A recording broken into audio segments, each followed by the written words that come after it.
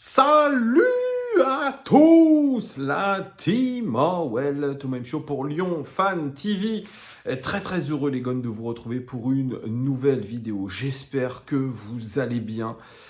Dans un contexte international extrêmement compliqué, pour ceux qui me suivent sur Twitter, vous pouvez le voir. Je suis aujourd'hui extrêmement touché par ce qu'il se passe au Proche-Orient. Je vais être extrêmement délicat, je vais faire extrêmement attention à mes mots puisqu'on est sur une plateforme aujourd'hui qui applique la censure et qui pourrait tout simplement striker la chaîne pour certains propos. Il y a des algorithmes qui suivent tout.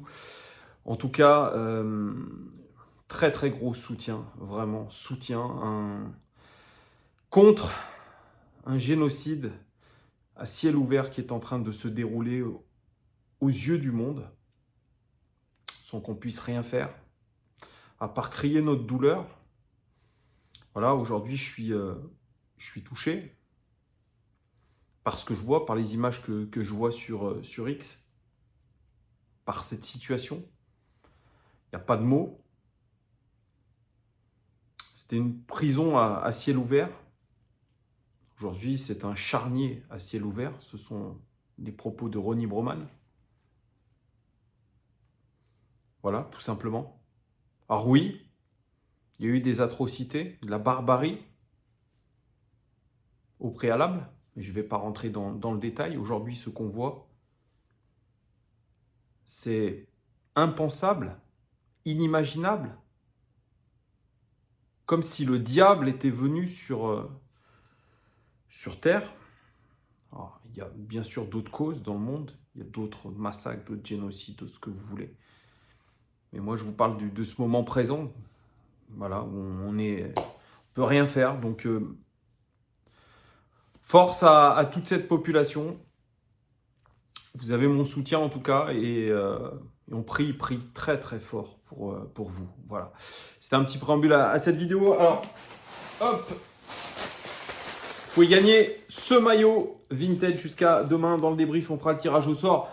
Très simple, vous allez dans l'onglet communauté, vous mettez le plus grand nombre de commentaires que vous le voulez. Et une chose importante, vous devez être abonné à cette chaîne. Allez, une petite vidéo rapide parce qu'il y a de l'info quand même côté Olympique Lyonnais. On va essayer de se recentrer sur le foot, même si c'est pas très joyeux aussi ce qui se passe à l'Olympique Lyonnais puisqu'on est dans un flou le plus total. L'équipe aujourd'hui nous annonce via Hugo Guillemet que John Textor a décidé de virer Santiago Cucci, le président exécutif de l'Olympique Lyonnais.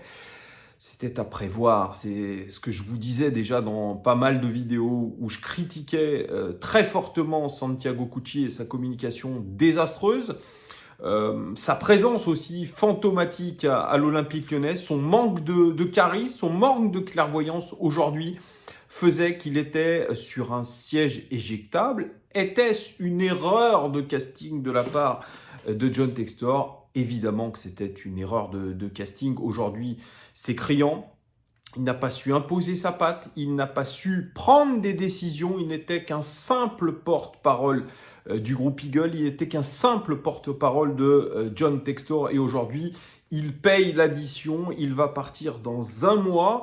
Lui se justifie en disant qu'il était là uniquement temporairement, qu'il va poursuivre ses missions au sein de Eagle, qu'il a toujours été concerné par le club, qu'il est à 100% au club. C'est vrai, il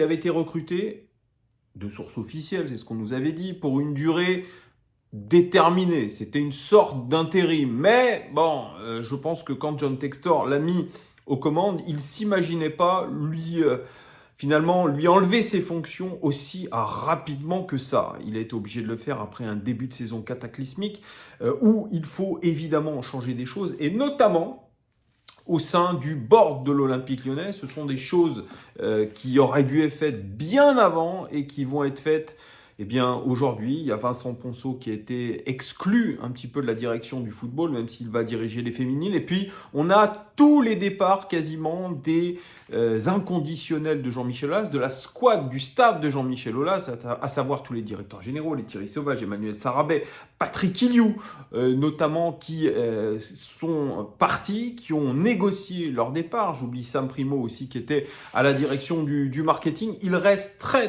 peu aujourd'hui de dirigeants qui étaient là sous l'ère Jean-Michel Aulas. Seul, je dirais, le directeur de la communication, Florent Deligia, reste encore à l'Olympique Lyonnais, mais pour combien de temps? En tout cas, John Textor, aujourd'hui, est bien décidé à mettre ses hommes et surtout essayer de ne pas se tromper. Nous sommes dans une crise institutionnelle assez énorme aujourd'hui et John Textor ne paraît pas du tout être sûr de lui. Moi, j'ai eu vent que John Textor pourrait rapidement, lui aussi, plier bagage. On me dit même avant le début du mois de janvier, c'est pour vous dire. Donc, il essaye de restructurer comme il le peut. C'est difficile pour lui. Il a tout fait à contre-temps. Tout, le coach, les dirigeants, tout a été mal fait. Et aujourd'hui, on fait tout dans l'urgence. Et on est en train de vouloir un petit peu, je dirais, faire des économies de bout de ficelle à droite, à gauche. On essaye de faire des changements, mais est-ce que cela va aboutir à un changement majeur sur le terrain? On n'en sait rien. Fabio Grosso, qui est là depuis un mois, est déjà sur la sellette. Je vous le disais, il a 2 matchs pour pouvoir essayer de redresser la barre. Le match contre Marseille de demain, n'imaginez pas que nous allons gagner. Ça va être une lourde défaite au Vélodrome, je vous l'annonce. Et Fabio Grosso, probablement, va prendre ses clics et ses claques rapidement après ce match. Ce n'est en tout cas que mon ressenti, mais je vous le dis déjà depuis un petit moment. Et Fabio Grosso, il a fait des choix forts. Le groupe pour Marseille a été publié ce soir et il y a un absent de marque, voire 3, mais on va parler surtout de l'absent de marque de ce soir, c'est Ryan Cherki, tout simplement exclu du groupe qui va affronter Marseille. On le sait, Fabio Grosso avait réuni ses joueurs en milieu de semaine pour savoir qui avait parlé à Jérôme Roten au journal L'Équipe sur ce qu'il se passait dans le vestiaire, leurs sentiments sur lui-même, Fabio Grosso. Et personne n'avait voulu parler. Il a dit « Moi, j'ai mes réseaux, je vais me renseigner et je trouverai là où les taupes. » Eh bien, aujourd'hui, vous avez très clairement une indication sur le fait que Ryan Cherki a été exclu de ce groupe, puisque beaucoup de rumeurs sur les réseaux sociaux et sur X notamment disaient que le clan Ryan Cherki, à savoir le clan Mbappé, composé de Faiza Lamiri, la mère de Kylian Mbappé, plus un ancien journaliste de L'Équipe, voilà, dont je tairai le nom, qui sont aujourd'hui, ces agents, sont proches de Jérôme Roten.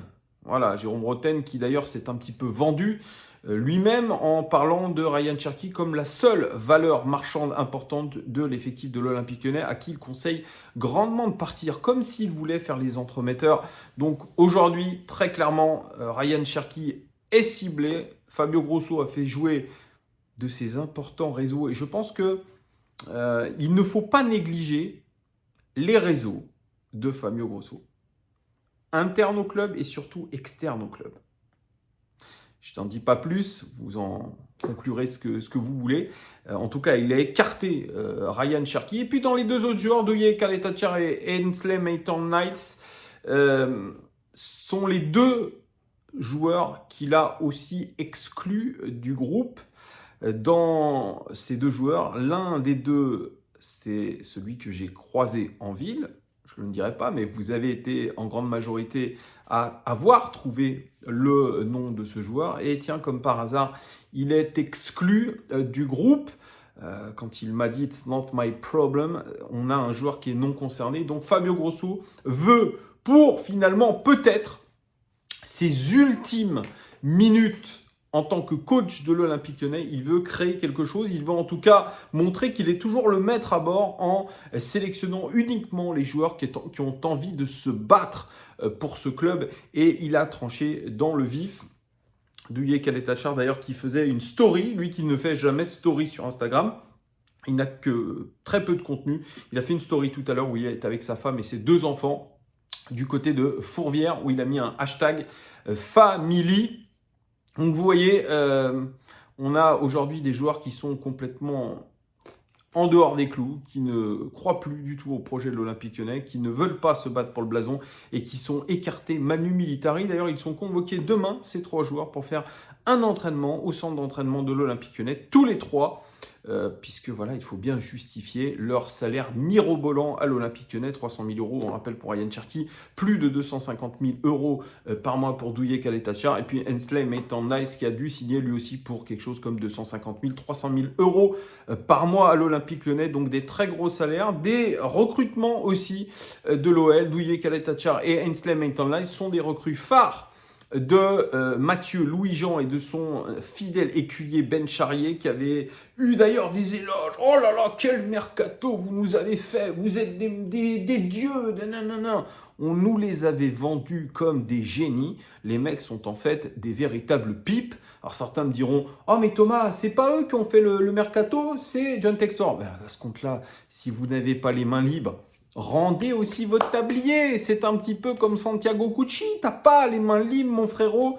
Eh bien, rends ton tablier. Quel mec aimerait être la marionnette d'un autre gars? Franchement, à part Gilles Verdez chez Cyril Hanouna, ou même les autres, je vois pas.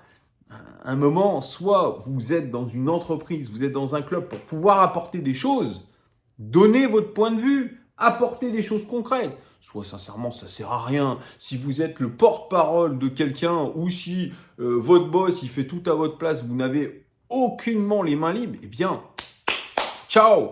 En tout cas, on verra cet Olympico, il sent le soufre, il sent la poudre. On verra demain dès 20h45. D'ailleurs, on est en direct, nous, dès 20h15 pour l'avant-match de cet Olympico. Soyez au rendez-vous. Merci en tout cas de votre énorme fidélité. La chaîne est en train, encore une fois, de monter malgré des résultats qui sont catastrophiques. Merci en tout cas de votre fidélité et à très très vite. Ciao!